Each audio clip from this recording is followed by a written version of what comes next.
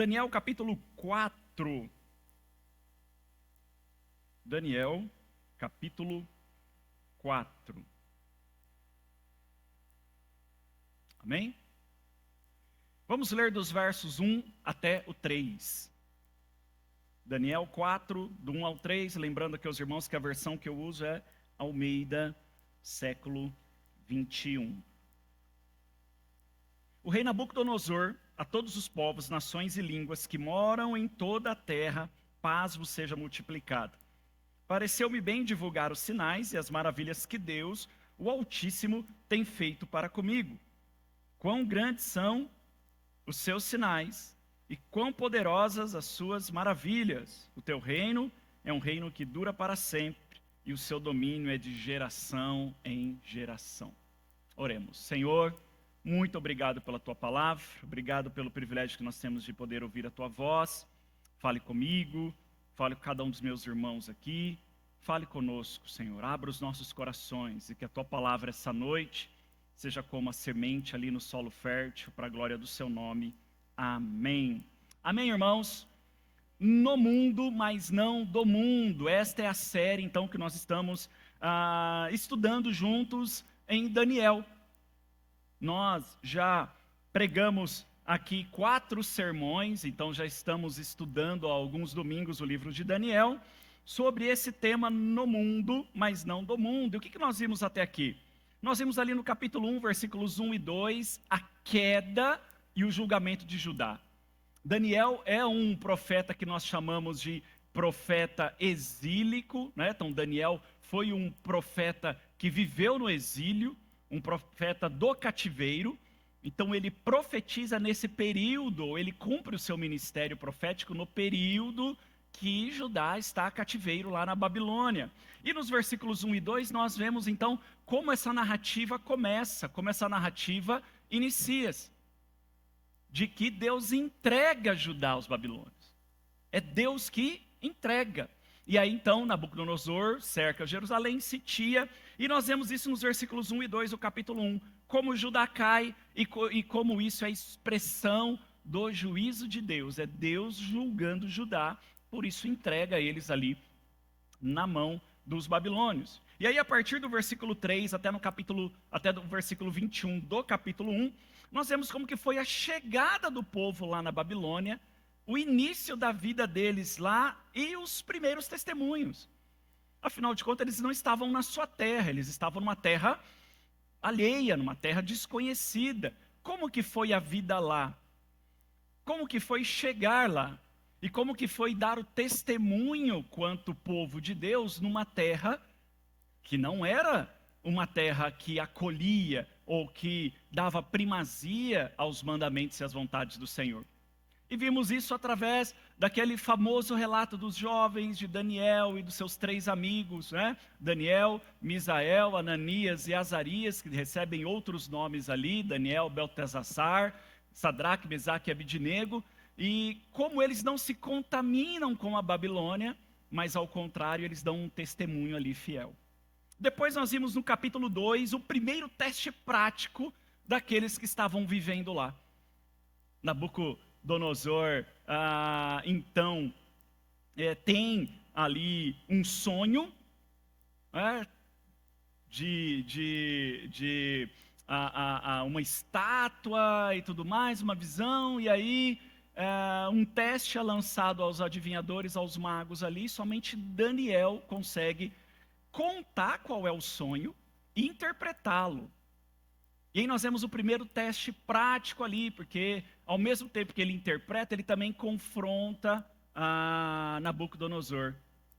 E ao final, quando Nabucodonosor então eleva Daniel, reconhece ali o trabalho de Daniel, ele lembra dos seus amigos, ele pede, então eu quero, se você vai me elevar a governador, eu quero então que os meus amigos, meus 3 amigos, sejam elevados como subgovernadores.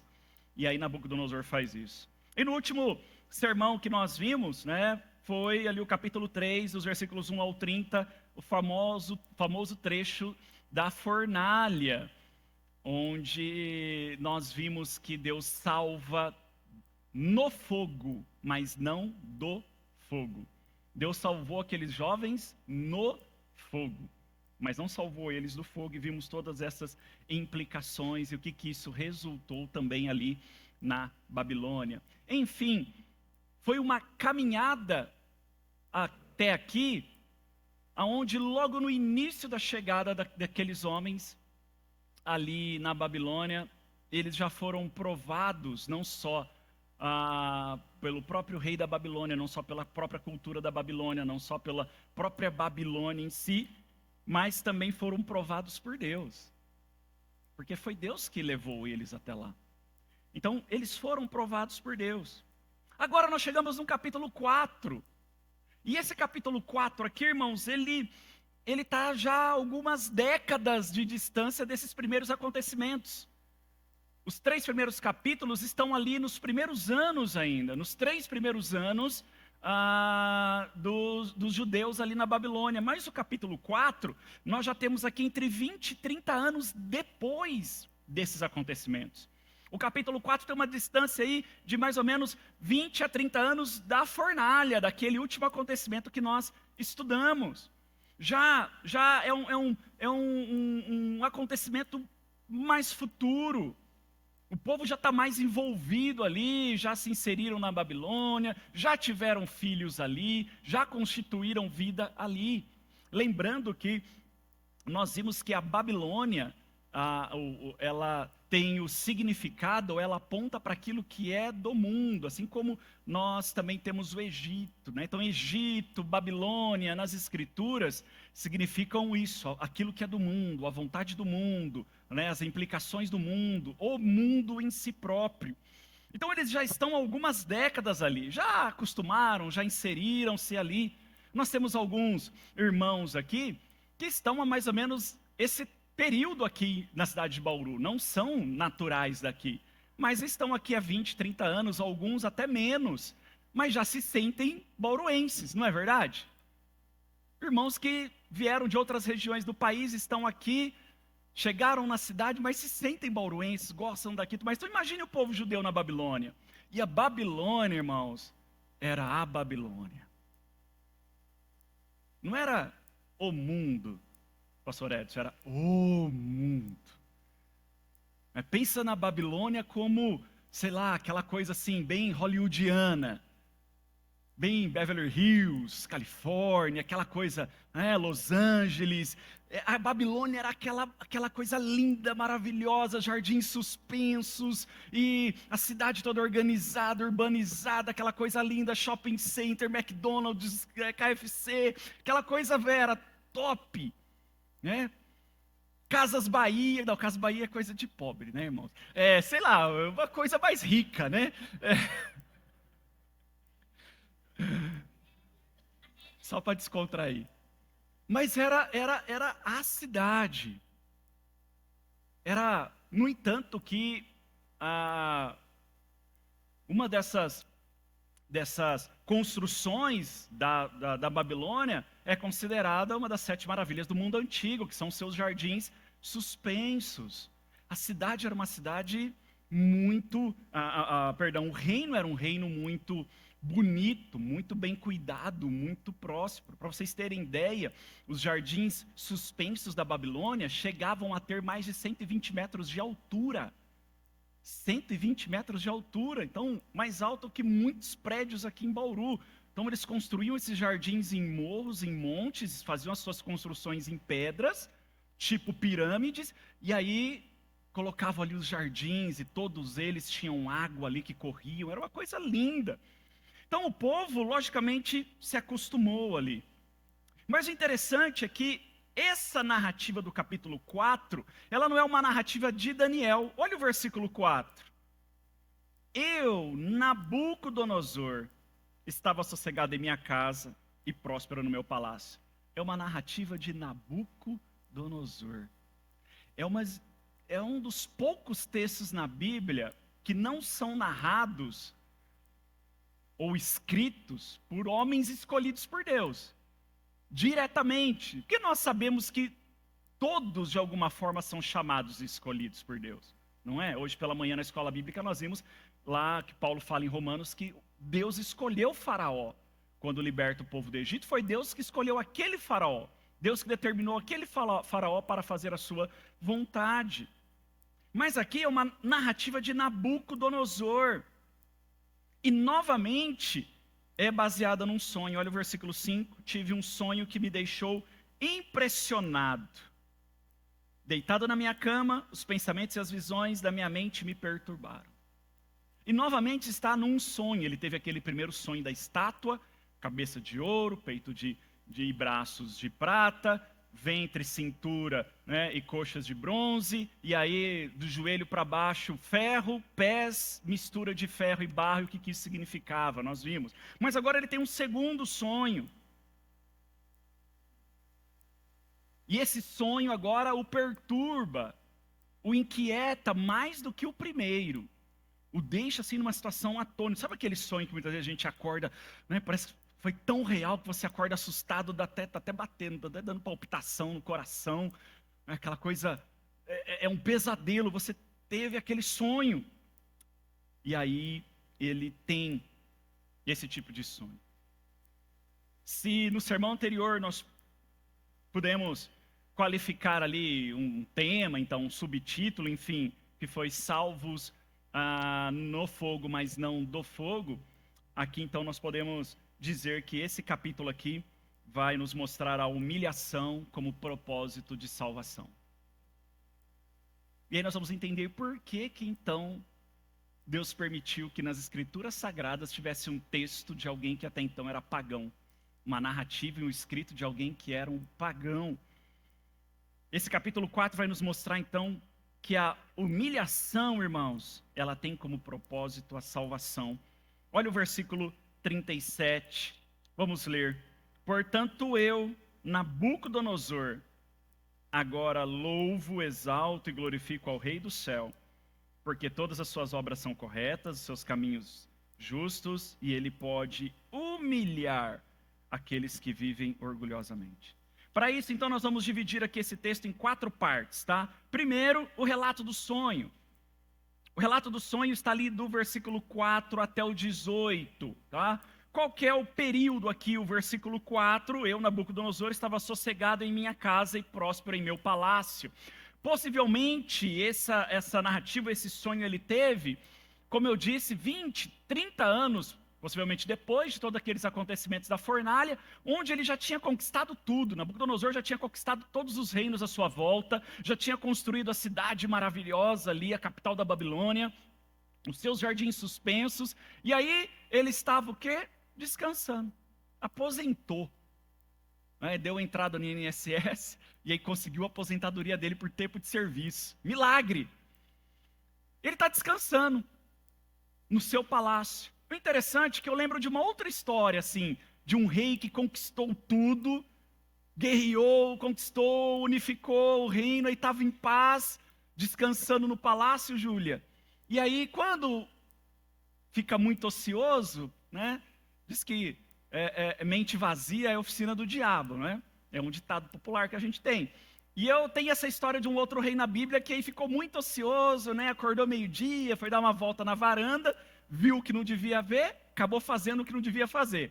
O rei Davi. A mesma coisa aconteceu com Nabucodonosor. Descansando, acordando tarde, né? E tudo mais. E aí, não estou dizendo, irmãos, que você não pode descansar na sua aposentadoria, por favor. Pode descansar, acorda tarde. Eu também gosto de acordar tarde, e tudo, é muito bom. Mas, aqui, ele estava sossegado, ou seja, não pensava mais em nada, não tinha nenhum tipo de ocupação, não tinha mais nenhum tipo de trabalho, não tinha mais nenhum tipo de vocação. Ele abre mão de tudo. Já estou tranquilo, estou próspero, estou aqui no meu palácio, já construí tudo. E ele estava então vivendo a ociosidade. A ociosidade. Muitas vezes nós fazemos esses planos, né? Não, quando eu aposentar, eu vou viajar, vou passear com a esposa, vou correr não sei o que para um monte de lugar. Irmãos, aí muitas dessas pessoas não fazem, aposentam, parece que morrem, né? Não faz nada e fica naquela vida e parece que a pessoa perdeu o brilho da vida dela. E Nabucodonosor estava assim, vivendo dessa ociosidade. E aí ele tem um sonho, durante esse período. E qual foi a reação ao seu sonho ali dos versículos 5 ao 9, depois do versículo 18? Esse sonho mexe com o psicológico de Nabucodonosor, versículo 5. Tive um sonho que me deixou impressionado, deitado na minha cama, os pensamentos e as visões da minha mente me perturbavam. No primeiro sonho que ele teve, lá no capítulo 2, no versículo 1, o sonho inquietou ele. Inquietar aqui é igual perturbar. Perturbou, deixou agitado. Nós vemos isso lá no capítulo 2, no versículo 1. Vamos voltar e vira uma folha aí. Vamos ler capítulo 2, versículo 1. No segundo ano do seu reinado, Nabucodonosor teve sonhos. Isso lhe perturbou muito o espírito e perdeu o sono. Então, fica agitado. Ele ficou agitado, ele ficou perturbado nesse sentido. Inquietou-se. Mas aqui, irmãos, ele teve medo. Essa expressão aqui que nós vemos no versículo 5, tive um sonho que me deixou impressionado. Esse termo impressionado no hebraico é isso, aquela coisa que dá medo, dá pavor, dá temor. Sabe, quando muitas vezes a gente usa essa expressão, nossa, ele viu aquela cena lá, ele ficou impressionado, aquela pessoa ficou atônita, ela ficou com medo. Muitos ficam impressionados, né, quando vem sangue, quando vem, ou seja, fica atônito, fica, né, aquela coisa, não gosta de assistir, não gosta de ver cenas fortes e tudo mais, porque fica impressionado. A gente usa assim, é como uma palavra chique, né, Eduardo? Né? Chique, ficou impressionado. E aqui, essa expressão no hebraico impressionado é que ele teve medo. Diferente do primeiro sonho que ele ficou inquieto, mas o que é isso, não sei o quê. Aqui ele teve medo, ele ficou com medo. E daí vem um novo decreto. No primeiro sonho também, o decreto veio por causa da inquietação, ele queria saber o que era o sonho. No entanto, que ele não conta o sonho, ele não tinha medo do sonho. Ele fala, não, eu quero que vocês revelem qual é o sonho e interpretem ele. Não vou confiar em vocês, não. Porque até então era só uma inquietação, era só aquela agitação, aquela ansiosidade. Diz que alguns historiadores afirmam que todos esses líderes aí mundiais, líderes que existiram nesses grandes impérios ao longo do mundo, grandes nomes que nós temos na história, todos eles tinham um perfil de ansiedade, todos eles sofriam dessa ansiedade, por isso se tornaram esses grandes homens, homens que se inquietavam, homens que não paravam, que não dormiam, homens que eram agitados, homens que tinham TDAH, alguma coisa assim. Não tinha Ritalina na época, né? Não tinha aí, vai fazer o quê? Vamos guerrear, né, Ezequiel? Vamos conquistar terras. E no primeiro sonho, Nabucodonosor está assim, inquieto, agitado. E aí ele fala, não, eu não vou contar para ninguém o sonho, porque eu quero ver se vocês são bons, eu quero que vocês revelem para mim, porque não havia um temor, não havia um medo do que aquele sonho significava, havia uma curiosidade, uma ansiedade. Mas já nesse segundo sonho aqui, ele tem medo, irmãos. E a reação dele é diferente, ele dá um decreto, versículo 6. Portanto, expedi um decreto de que fossem trazidos à minha presença todos os sábios da Babilônia, para que me revelassem a interpretação do sonho. Então ele dá um novo decreto, para que então esse sonho fosse revelado. Mas olha o versículo 7. Então entraram os magos, adivinhos, os astrólogos, os prognosticadores, e lhes contei o sonho, mas não puderam interpretá-lo. O medo era tanto que ele já não tem a mesma reação, não, porque então adivinha um sonho que eu tive.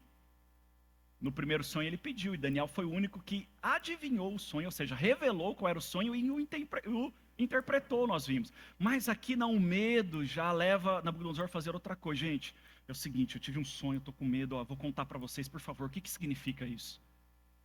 Ele conta o sonho aos magos, mas nenhum deles pôde interpretar. Novamente há uma frustração aqui em Nabucodonosor. Mas o medo dele é tão grande que, diferente do primeiro sonho, ele fala, então já que vocês não vão revelar, eu vou mandar matar todo mundo, vocês não prestam. Porque era só uma agitação, uma inquietação, uma ansiedade, aqui por causa do medo. Ele não fala que vai matar os seus magos e tudo mais. Então os magos novamente não interpretam um sonho. Mas aqui Nabucodonosor conta, né, o sonho, como nós vimos, diferente do primeiro, porque havia esse medo, esse temor. E aí chega então quem?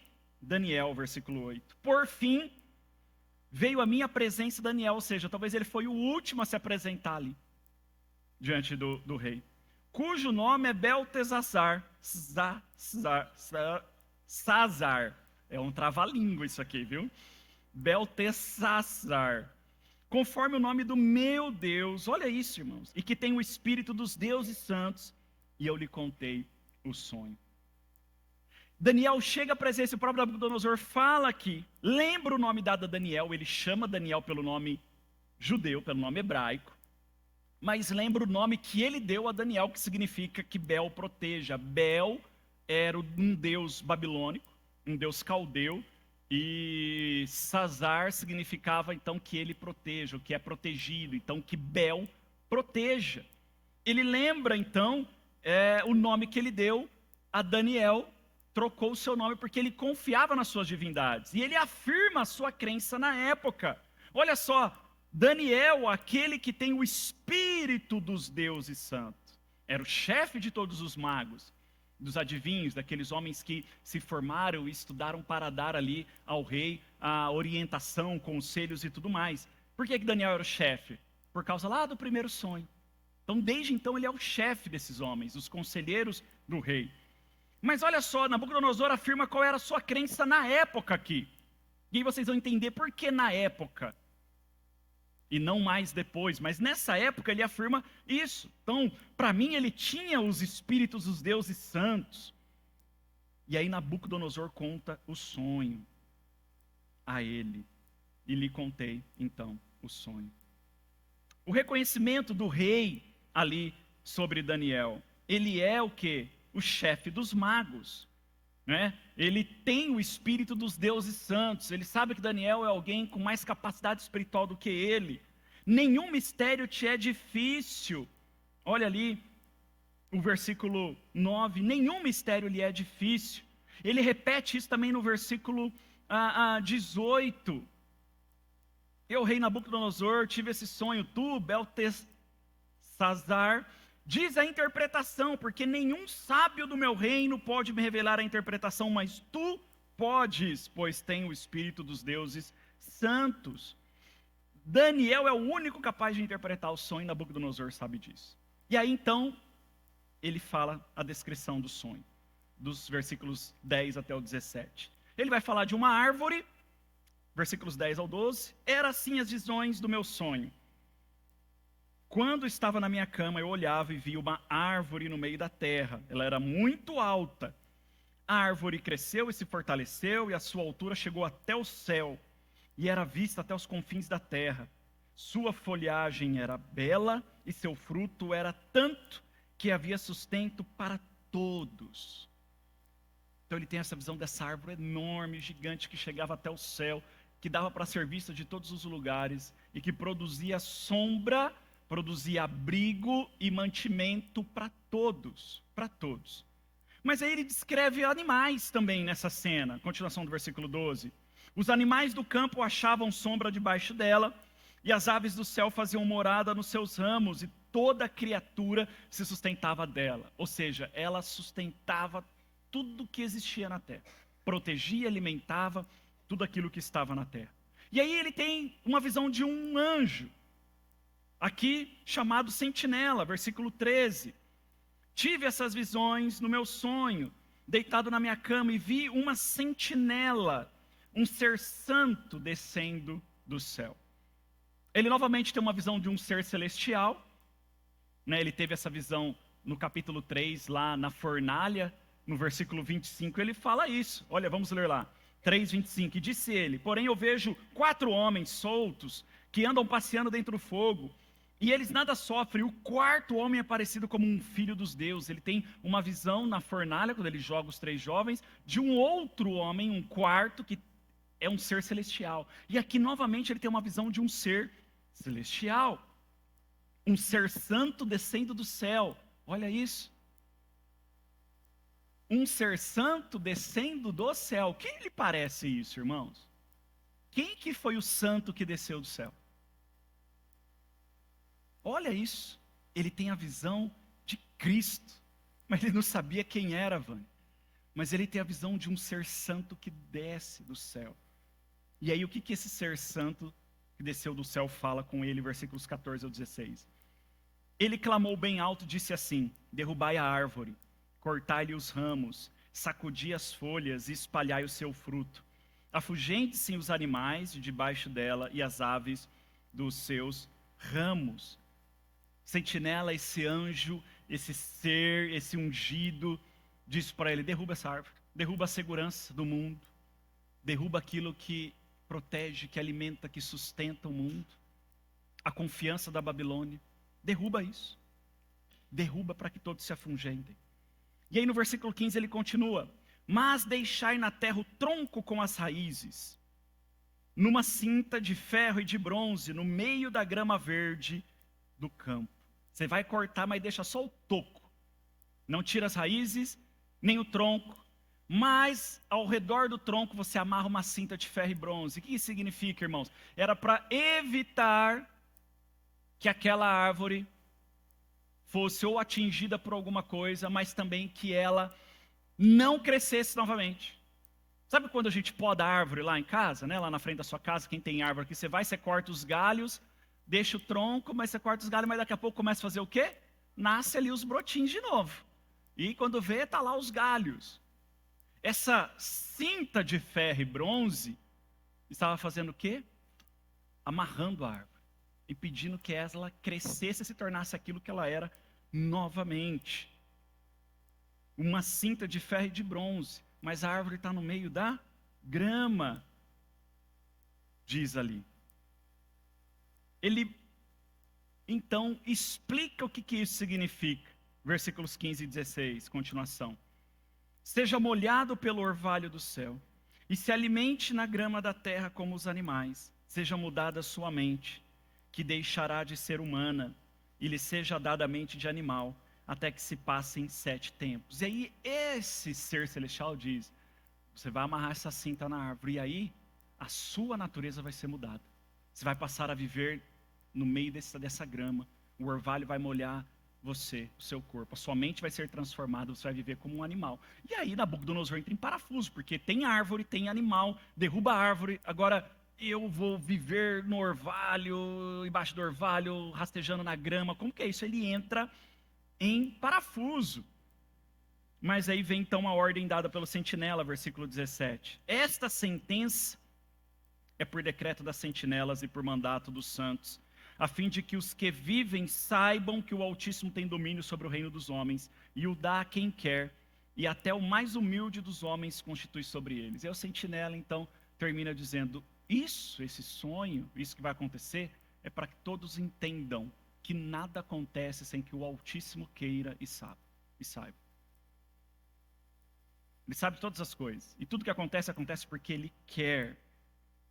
Por isso que Nabucodonosor então ele acorda atônito, com medo, apavorado. E agora, o que isso significa? O que isso significa? E aí vem a interpretação do sonho. Daniel, então, interpreta o sonho dos versículos 19 a 27. O interessante é que o próprio Daniel tem uma impressão diferente do sonho. No primeiro sonho, Daniel já logo de cara fala a interpretação, e ele não tem, aparentemente, nenhuma reação emocional ou psíquica que seja. Mas aqui não, meus irmãos. Daniel tem uma impressão, ele ficou perplexo. Olha o versículo 19. Então Daniel, cujo nome era Beltesazar, ficou perplexo por algum tempo, e os seus pensamentos o perturbaram.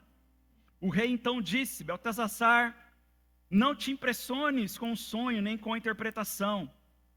E ele então respondeu: Senhor meu, seja o sonho contra os que te odeiam, e a sua interpretação contra os teus inimigos. Ele fica perplexo por algum tempo, ou seja, ele ouviu o sonho e ficou parado ali.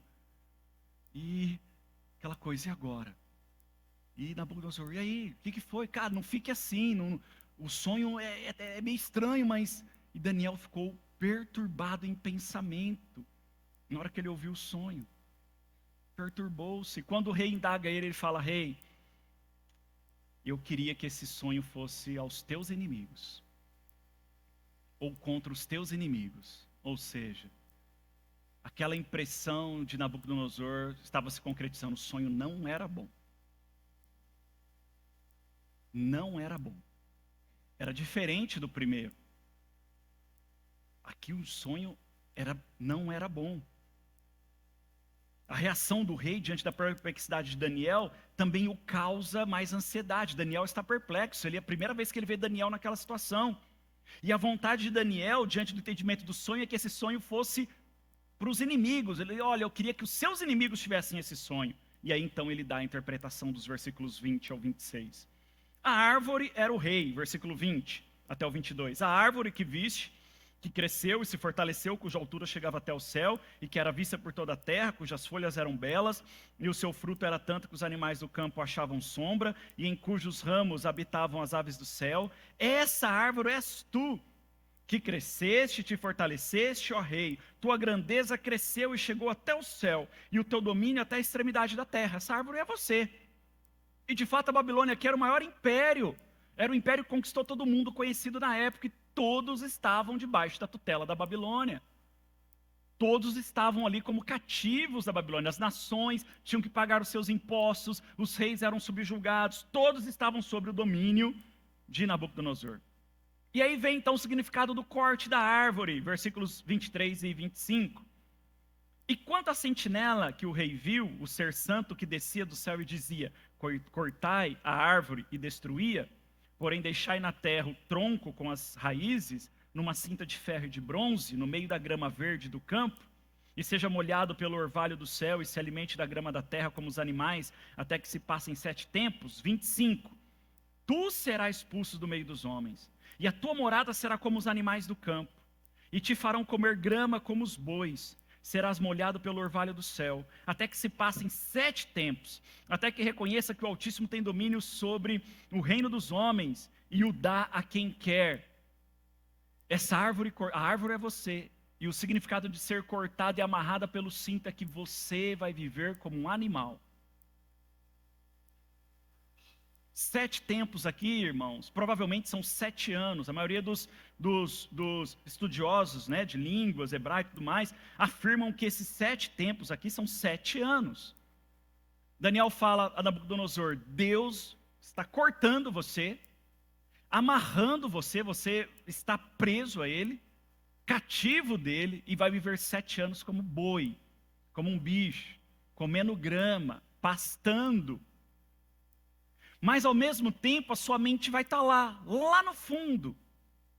Você vai ter uma consciência ainda humana, mas você vai estar dominado por aquilo, preso naquilo. A sua consciência vai estar lá no fundo, entendendo tudo aquilo, vivendo tudo aquilo, preso ao ferro e ao bronze, mas ao mesmo tempo vivendo ali como um animal.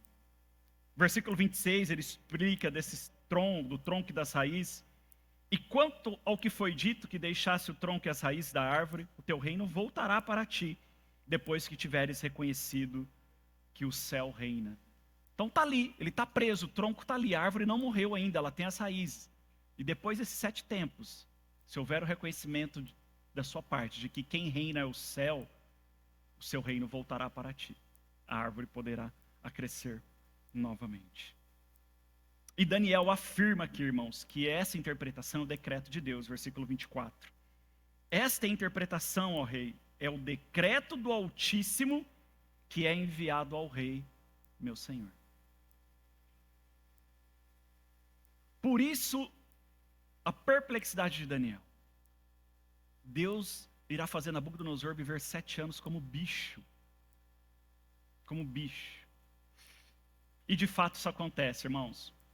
Vem o cumprimento do sonho, dos versos 28 até o 33. Daniel conta esse sonho da Nabucodonosor, com certeza ele ficou com medo, não dormiu as outras noites, ficou daquele jeito. Mas, entretanto, todavia, porém, contudo, sendo Nabucodonosor, lembra quando aconteceu lá de Daniel ter interpretado o primeiro sonho a ele, que ele fala, ele reconhece Deus. Olha, realmente o Deus que você serve, o Deus de Daniel é o Deus Altíssimo, blá, blá, blá, blá, blá, blá, blá, blá, blá. Depois ele vai e constrói a estátua, e todo mundo tem que se curvar a ele. Aí, mesmo ali diante daquela estátua que ele construiu, todos tinham que se curvar. Os 3 jovens não se curvam, ele joga na fornalha de fogo, vê aquela visão do quarto homem ali, os jovens não se queimam, nem a roupa pega cheiro, nada. E aí ele fala: oh, verdadeiramente o Deus de Sadraque, Mesaque e Abednego é o Deus de toda a terra, todos nós devemos adorá-los, blá, blá, blá, blá, blá, blá, blá, blá, blá, por aí vai. Porque ele volta a servir os seus deuses. Lembra quando ele fala o nome de Daniel? Ele fala: meu Deus, tem o nome do meu Deus. ele volta, ele se esquece, porque essa é a lógica da Babilônia, irmãos. A Babilônia reconhece Deus somente naquilo que lhe é conveniente. A Babilônia quer um Deus que é conveniente às suas experiências, às suas expectativas. O mundo reconhece Deus somente na conveniência dos seus feitos. Eu disse isso hoje aqui pela manhã, no sermão pela manhã. Nós estamos numa série em Malaquias. E essa semana eu vi uma entrevista que me deixou muito entristecido. Eu lembro de assistir um menininho num programa de auditório que passava, não sei se passa ainda, não assisto mais TV aberta já há mais de 5 anos, mas passava num canal de TV aberta aqui no Brasil, um programa de auditório no sábado à tarde, onde os cantores iam se apresentar, havia ali uma certa competição de cantores, né? E no final alguns gravavam um disco e tudo mais, e muitos cantores evangélicos iam nesse programa de auditório se apresentar ali, e grandes nomes surgiram, e esse menino era um. Menininho cantava muito bem, cantava os hinos, cantava os coros, as músicas dos crentes, todo mundo ali vendo, e ele alcançando o Brasil todo, né? E a gente vendo assim, olha que maravilha, um menino pregando através da música, cantando as grandezas de Deus e tudo mais. E esse menino hoje é uma menina. E esse menino então, que hoje se acha uma menina, naquela entrevista, disse o seguinte: olha, Deus para mim não é esse Deus que a Bíblia fala. Eu não entendo Deus e Deus não pode, não é esse Deus que a Bíblia descreve. Na verdade, Deus é aquilo que nós entendemos. Deus é aquilo que nós sentimos no nosso interior. Não é o que está escrito na Bíblia. Aliás, a Bíblia é cheia de coisas misóginas, sexógenas, sei lá, toda essa coisa aí que eles inventam, esses nomes que eu também não sei pronunciar direito, Eduardo. Mas aquele mesmo menino que cantava hinos maravilhosos, as canções que nós cantamos aqui com aquela potência vocal, hoje diz: não é esse Deus aqui não. Eu acredito em Deus, mas é o Deus que eu sinto no meu interior. É o Deus que eu construí no meu interior. É o Deus da minha vontade. E esse Deus diz assim para mim: viva em paz. Se você está vivendo em paz, se você está feliz consigo mesmo, eu estou com você, eu estou feliz. É assim, irmãos. Nabucodonosor e a Babilônia era esse tipo de contexto, aonde Deus era somente reconhecido por comodidades, irmãos. Era somente reconhecido por questões triviais, porque atendeu expectativas, porque aconteceu um grande sinal, algo maravilhoso, mas não porque havia um compromisso, não porque havia uma sujeição, não porque havia aqueles que seguissem a Deus de fato. Hoje todos falam de Deus. O mundo aí leva Deus em seus nomes. Tem um outro programa aí, eu vi também recentemente na internet um vídeo, é um reality show onde as pessoas ficam presas numa casa, nem vou dizer o nome, vocês sabem o que é. E ali tinha crente naquela casa, e o crente falando de Deus, e não sei o quê, o cara é MC, sei lá, e estava falando de Deus, e Eduardo, pregando de Deus, mas canta coisas imorais em relação a mulheres. Incentiva a promiscuidade, mas aí eu cresci na igreja, e não sei o quê, e contando história bíblica. E o povo assim, nossa, falando de Sansão ainda.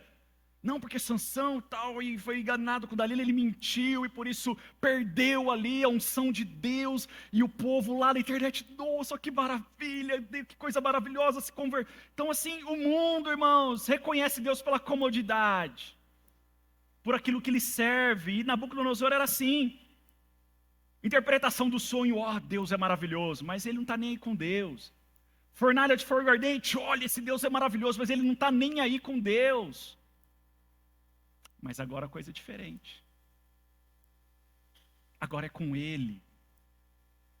E agora Daniel fala: rei, esse sonho é o decreto de Deus contra você, e você não vai escapar. E ele não escapa. Olha o versículo 30. O rei disse: não é esta grande Babilônia que edifiquei para a morada real, pela força do meu poder e para a glória da minha majestade. O que acontece? Passou aquele medo, Vera, do sonho.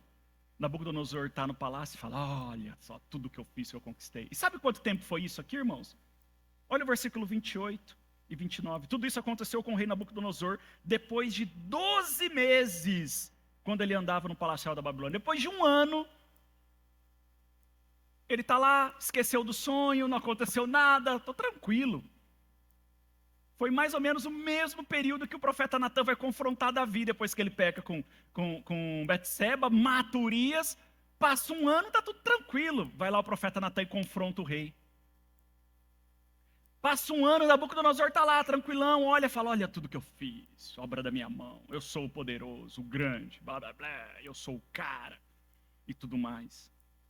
Sabe o que Charles Spurgeon diz, irmãos, quando ele está falando desse texto aqui? Charles Spurgeon foi um pastor batista no século XIX, ali em Londres. Ele morreu em 1892, 93, eu acho, ou 95, ali na década de 90 do século XIX. Ele diz o seguinte: a maioria dos homens opõe-se a isso, falando da soberania de Deus aqui no texto de Daniel. Mas prestem atenção, pois aquilo de que vocês se queixam sobre Deus é exatamente o que vocês amam em si mesmos. Todo homem gosta de sentir que tem direito de fazer consigo mesmo aquilo que bem entende. Todos nós gostamos de ser soberanos. Parece que Spurgeon está vivendo nos nossos dias. Meu corpo, minhas regras, minha vontade. Eu sou aquilo que eu penso ser. Se eu penso ser isso, eu sou isso. Ele diz: todos nós gostamos, porque isso é a natureza do pecado, irmãos, em nós. Todos nós gostamos de ser soberanos, senhores de si mesmo. Donos do nosso próprio nariz, né? Minha mãe usava muito essa expressão: você não é dono do seu nariz ainda não, menino? Vou te dar na cara, não sei o que. Donos de si mesmo, cheio. Todo homem gosta de sentir que tem o direito de fazer consigo aquilo que ele pensa. Nabucodonosor estava gostando daquilo: eu sou o cara, eu sou o dono de tudo isso. Mas Provérbios 16, 18 diz que a soberba precede a ruína e a altivez de espírito precede a queda. A soberba, irmãos, é o que antecede a ruína. A soberba. Ainda no capítulo 18 de Provérbios, versículo 12: antes da ruína, gaba-se o coração do homem. Gaba-se, enche de orgulho antes da ruína. Nabucodonosor se esqueceu de tudo que Deus tinha feito. Tudo. Até então ele esqueceu. Mas ele estava ali diante de Daniel, o cara, o testemunha viva de que Deus existia, daquilo que tinha acontecido, mas ele esquece de tudo.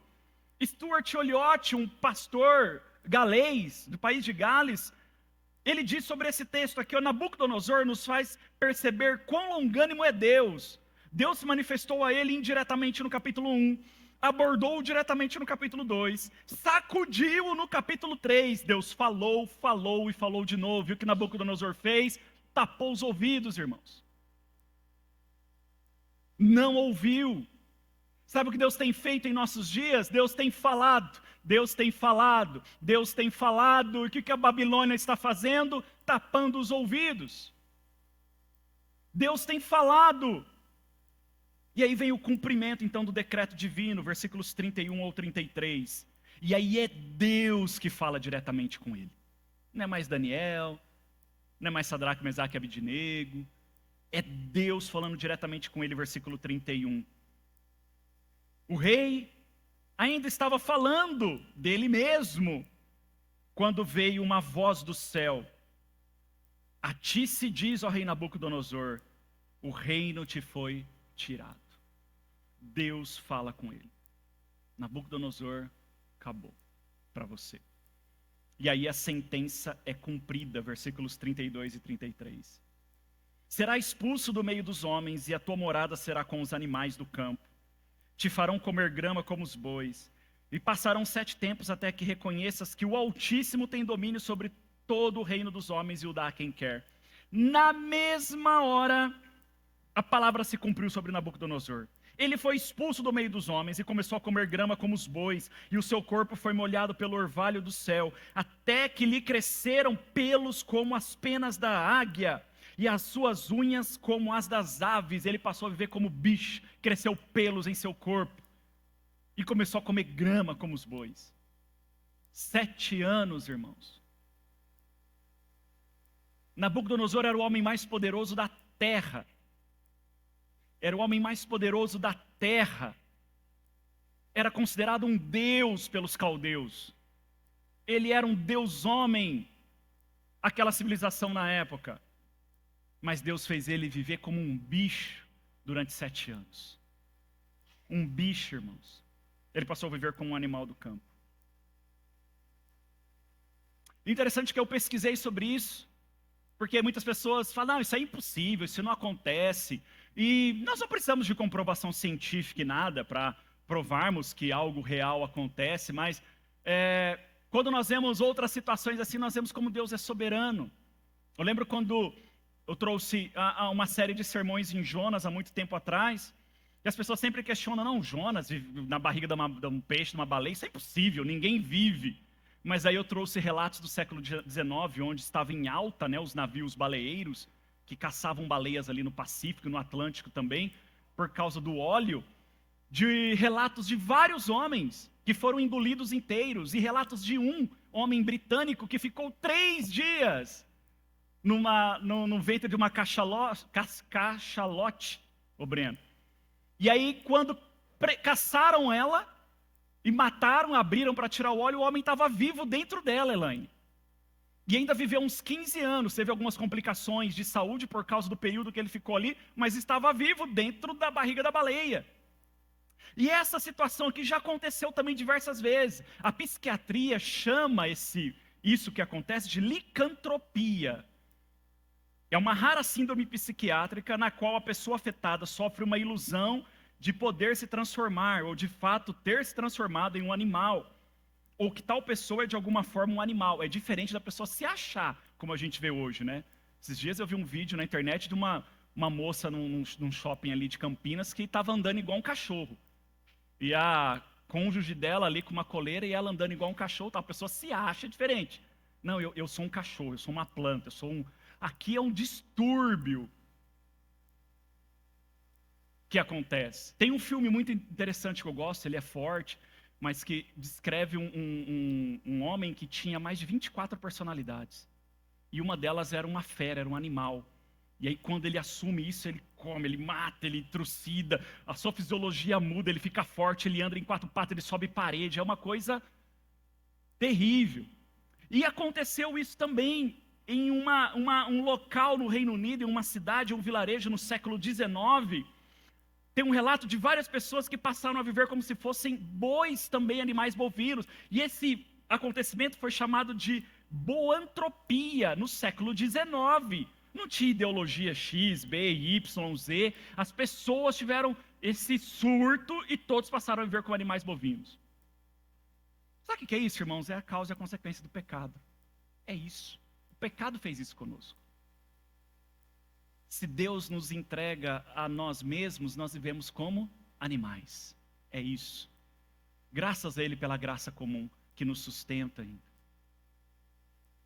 7 tempos, 7 anos Nabucodonosor viveu como um animal. Mas tem um propósito esse sonho. Tem um propósito toda essa concretização. Tem um propósito esse decreto de Deus, dos versículos 34 ao 37, aí nós estamos caminhando para o fim. E versículos 1 até o 3. O propósito é a humilhação, versículo 34 e 36.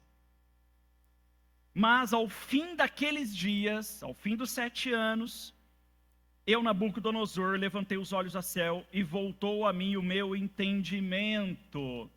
Olha lá o versículo 36. No mesmo tempo, voltou a mim o meu entendimento.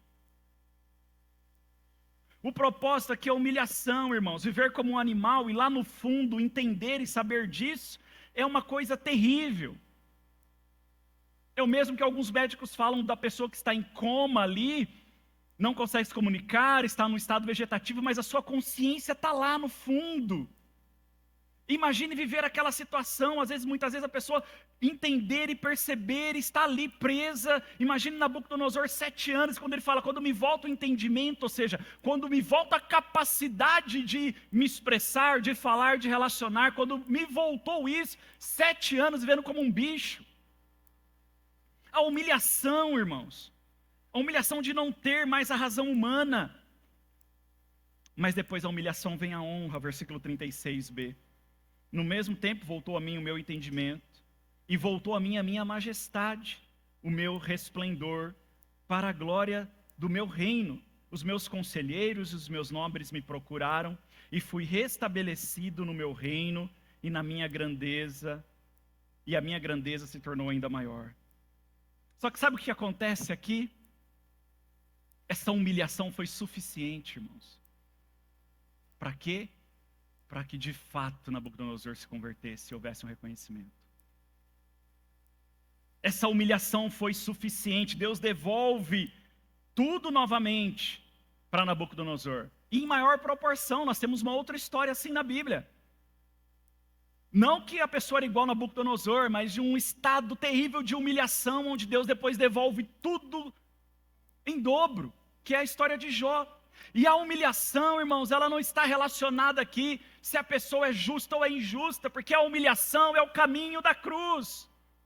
A humilhação é o caminho da salvação. A humilhação é o caminho pelo qual nós somos salvos, porque foi necessário alguém humilhar-se a ponto de se comparar a animais como nós somos. Alguém deixar a sua glória majestosa, que era a glória de um Deus, e viver como homens, nessa limitação imunda e pecadora que nós temos, irmãos. É a mesma comparação de um ser humano virar um animal, virar um verme. O caminho da salvação é a humilhação. Não há salvação sem humilhação. Não importa se seja justo. Jó era justo, o próprio Deus declarou, mas Deus o levou ao pior estado de humilhação. Nabucodonosor era um pagão, um ímpio, um babilônico, mas Deus o levou ao pior estado de humilhação. E ambos foram salvos. Nabucodonosor reconhece, olha o versículo 34, a continuidade. Mas ao fim daqueles dias eu, Nabucodonosor, levantei os olhos ao céu e voltou a mim o meu entendimento. E eu bendisse o Altíssimo, e louvei e glorifiquei ao que vive para sempre, porque o seu domínio é um domínio eterno, e o seu reino é de geração em geração, e todos os moradores da terra são considerados nada, e ele age no exército do céu, e entre os moradores da terra segundo a sua vontade. Ninguém pode deter a sua mão, nem lhe dizer que fazes. Olha o reconhecimento, irmãos, de fato agora ele reconhece, ele proclama, ele declara, ele professa a sua fé. Ele professa. Com isso eu entendo algumas coisas. Eu sei que nós estamos aí já no tempo, mas precisamos concluir e tirar algumas coisas aqui, irmãos. Experiência não salva ninguém. Se salvasse, Nabucodonosor tinha sido salvo nas primeiras experiências que ele teve. Sonhos, fornalha e tudo mais. Experiências não salvam ninguém. A humilhação salva. Para ser discípulo de Jesus, o requisito não é ter experiências, é carregar a cruz. Para seguir Jesus, Jesus fala: carregue a sua cruz, tome a sua cruz, tome a sua humilhação e siga-me. Não é ter experiências, viva experiências maravilhosas. Viva a sua humilhação. Nabucodonosor de fato agora reconhece quem é Deus, e não só isso, Nabucodonosor de fato agora reconhece o que Deus faz, e aí então ele exalta a Deus. Olha o versículo 37, portanto eu, Nabucodonosor, agora louvo e exalto e glorifico ao Rei do céu, porque todas as suas obras são corretas. Irmão, só um convertido pode falar isso. Só alguém que é convertido pode dizer que ter vivido 7 anos como bicho foi a obra correta de Deus na sua vida. Só alguém que se converteu de verdade. Todas as suas obras são corretas e os teus caminhos justos. Só alguém que se converteu de verdade pode dizer: é justiça o que o Senhor fez comigo. Foi justiça o Senhor ter tirado tudo de mim e ter feito eu viver como um animal. Mas nós vivemos dias onde pessoas estão questionando que Deus é injusto, porque há isso aqui, porque há aquilo ali, porque não é justo, porque não. Um convertido de verdade exalta a Deus através da sua confissão de fé, mesmo que a sua situação seja deplorável. Quando Jó perdeu tudo, ele se dobrou diante de Deus, adorou e glorificou o Senhor, dizendo: nu saí do ventre da minha mãe, nu voltarei para lá, o Senhor deu, o Senhor tirou, glória seja dada a ti, ó Deus. Porque um salvo de verdade, irmãos, ele não reclama, ele se humilha. A cruz, irmãos, para nós é suficiente. Independente da humilhação que estamos passando, a cruz para nós é suficiente. E aí eu vejo a salvação desse homem. Versículos 1 e 2, vamos voltar lá para o versículo 1 e 2. O rei Nabucodonosor, a todos os povos, nações e línguas que moram em toda a terra, paz vos seja multiplicada. Você pode perguntar para mim: mas pastor, como você sabe que ele se converteu? Porque ele fala para todo mundo o que aconteceu com ele, Elaine. Ele escreve. Só uma pessoa convertida, irmãos, não tem vergonha da sua humilhação. Imagine Nabucodonosor escrevendo isso, Leide, para todo o seu reino. Vou escrever para vocês o que aconteceu comigo, como que foi a minha conversão. Sabe aquela pessoa que se converte, Lucas, que não tem vergonha de contar como foi a sua conversão, seu testemunho? Aquela experiência maravilhosa que ele teve, Lúcia, de: olha, Deus, eu me converti ao Senhor, eu era assim, eu era assado, aconteceu. Ele não tem vergonha, Nabucodonosor não teve vergonha de dizer isso a todas as nações, irmãos. Porque um convertido de verdade, alguém que foi salvo, ele vai pregar o evangelho, ele vai contar das grandezas de Deus, ele vai falar daquilo que Deus fez na vida dele. E olha como ele termina o versículo 1, paz vos seja multiplicada. Ele estava em paz com Deus. Não é isso que a Bíblia fala? Que agora em Cristo nós estamos em paz com Deus, em paz com Deus.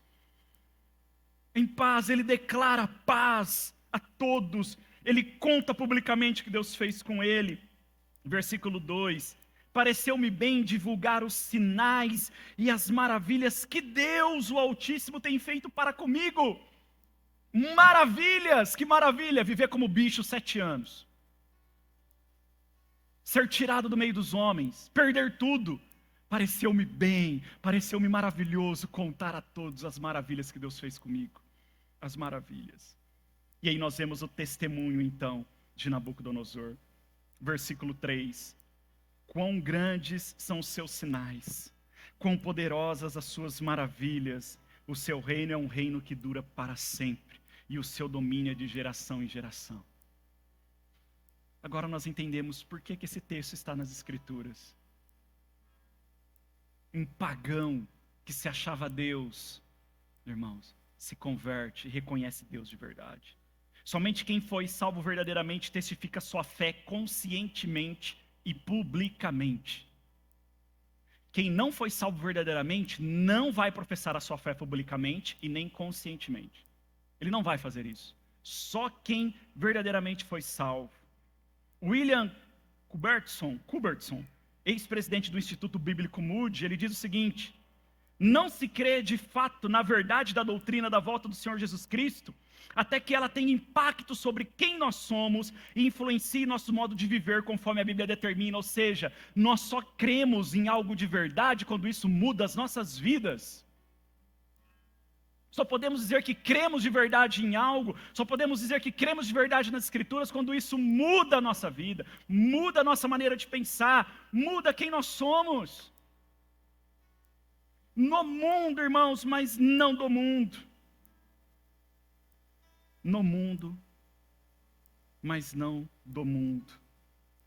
Para finalizar, nós podemos aprender aqui algumas coisas com esse sermão. Primeira, a nossa salvação procede da nossa humilhação. Versículo 34. Mas no fim daqueles dias eu, Nabucodonosor, levantei os olhos ao céu e voltou a mim o meu entendimento, e eu bendisse o Altíssimo. A nossa salvação procede, ou seja, ela vem depois da nossa humilhação. Primeiro nós somos humilhados, a humilhação diante do mundo. Jó 42, versículos 5 e 6, ele declara isso: com os olhos eu tinha ouvido falar a teu respeito, mas agora os meus olhos te veem, por isso me desprezo e me arrependo no pó e na cinza. Jó foi humilhado publicamente. Mas aqui ele reconhece: agora eu te vejo de verdade, Senhor. Agora eu sei quem tu és. Lucas 15, 21. E o filho lhe disse: Pai, pequei contra o céu e contra ti. Não sou mais digno de ser chamado teu filho. O filho pródigo, ele foi humilhado. Irmãos, muitas vezes Deus nos leva assim a comer as bolotas com os porcos. Deus nos leva para o chiqueiro muitas vezes, para nos salvar, para nos disciplinar, para nos corrigir, para nos levantar novamente como filhos. Lucas 9, 23, Jesus dizia a todos: se alguém quiser vir após mim, negue a si mesmo, tome cada dia a sua cruz e siga-me. Humilhação. A nossa humilhação, segunda lição, procede a humilhação dele. Se a nossa salvação vem depois da nossa humilhação, nós somos primeiro humilhados para sermos salvos. A nossa humilhação, ela vem depois da humilhação de Cristo, irmãos, porque não é ela o meio da nossa salvação, porque aí seria uma salvação pelas obras. A nossa humilhação, ela só acontece porque Cristo foi humilhado. No versículo 36, de Daniel 4, no mesmo tempo voltou a mim o meu entendimento, e voltou a mim a minha majestade, o meu resplendor, para a glória do meu reino. Os meus conselheiros, meus nobres me procuraram, e fui restabelecido no meu reino, e a minha grandeza se tornou ainda maior. A humilhação de Cristo garante que nossa humilhação valha. Romanos 8, 17, se somos filhos, somos também herdeiros, herdeiros de Deus e co-herdeiros de Cristo, se é certo que sofremos com Ele. É o sofrimento de Cristo, irmãos, que nos leva a sofrer também por Ele, para que também com Ele sejamos glorificados. É o sofrimento de Cristo, é a humilhação de Cristo que garante que a nossa humilhação valha de alguma coisa. Porque é uma humilhação nele, é um sofrimento nele. Romanos 6,6, pois sabemos disso. A nossa velha natureza humana foi crucificada com ele, foi humilhada com ele, para que o corpo sujeito ao pecado fosse destruído, a fim de não servirmos mais ao pecado. A humilhação com ele cravada na cruz. Fomos mortos com Ele naquela cruz. 1 Coríntios 1, 23. Nós pregamos Cristo crucificado, que é motivo de escândalo para os judeus e absurdo para os gentios. Isso é humilhação, irmãos. É escândalo, Paulo fala. As pessoas nos humilham porque é escândalo pregar isso, Cristo crucificado, e nós crucificados com Ele. As pessoas falam: vocês são loucos. Você é louco, rapaz, você é isso, você é aquilo, nos chamam, nos xingam. E Jesus diz aos seus discípulos em Mateus 5, bem-aventurado quando vos injuriarem por minha causa. De vocês é o reino dos céus. A humilhação de Cristo, diferente da de Nabucodonosor, foi suficiente para nos salvar. A humilhação de Nabucodonosor não salvou ele, quem salvou foi Deus. Porque ele viu as grandezas de Deus e reconheceu isso. Mas a humilhação de Cristo, ela é suficiente para nos salvar. Por isso, terceiro e último lugar, a nossa salvação procede da exaltação de Cristo. Nabucodonosor foi exaltado depois que foi salvo. Mas a Bíblia nos mostra, irmãos, que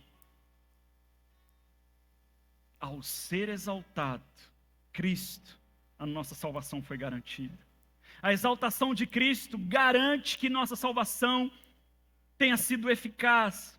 Filipenses 2, do 9 ao 11, por isso Deus também o exaltou com soberania e lhe deu o nome que está acima de qualquer outro nome, para que ao nome de Jesus se dobre todo o joelho dos que estão nos céus, na terra e debaixo da terra, e toda língua confesse que Jesus Cristo é o Senhor, para a glória de Deus Pai. A exaltação garante a nossa salvação. A morte de Cristo paga pelos nossos pecados, mas é a sua ressurreição, é a sua ascensão, é a sua glorificação que garante que nós possamos estar com Ele. Foi o fato de Ele ter vencido a morte que garante que nós somos salvos. João 17, 24, Jesus orando antes de ser crucificado: Pai, meu desejo é que aqueles que me deste estejam comigo onde eu estiver, para que vejam a minha glória, a minha exaltação, a qual me deste, pois me amaste antes da fundação do mundo. Atos 2, 23. Portanto, exaltado à direita de Deus, e tendo recebido do Pai a promessa do Espírito Santo, derramou o que agora vedes e ouvis. Esse é o primeiro sermão de Pedro. E quando ele vai falar de Cristo, ele fala da sua crucificação, mas ele fala da sua exaltação.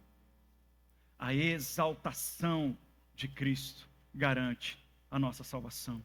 A exaltação de Cristo, diferente da exaltação de Nabucodonosor, ele foi exaltado novamente, mas a exaltação de Cristo, irmãos, ela é eterna. De Nabucodonosor não foi. A exaltação de Cristo, ela é infinita. De Nabucodonosor não foi. E a exaltação de Cristo, ela é eficaz, porque ela nos salva. Porque ela nos salva. Se coloque em pé no seu lugar. Vamos orar neste momento.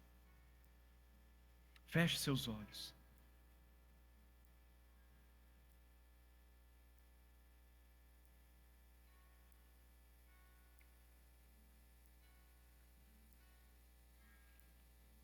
Uma das promessas de Jesus aos seus discípulos é que eles teriam aflições neste mundo. Mas era para eles terem bom ânimo, porque ele tinha vencido o mundo. Ele tinha vencido a Babilônia. E não é diferente para nós hoje, meus irmãos. No mundo nós vamos ter aflições, vamos ter humilhações.